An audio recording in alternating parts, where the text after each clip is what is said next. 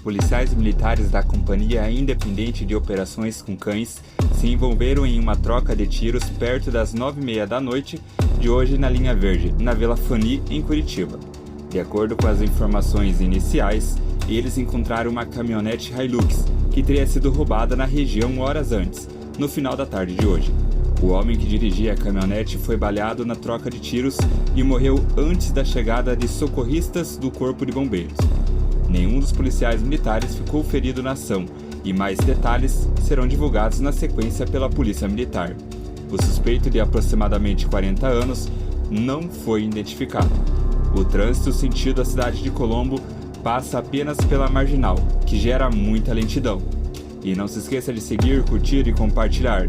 É Notícia PR.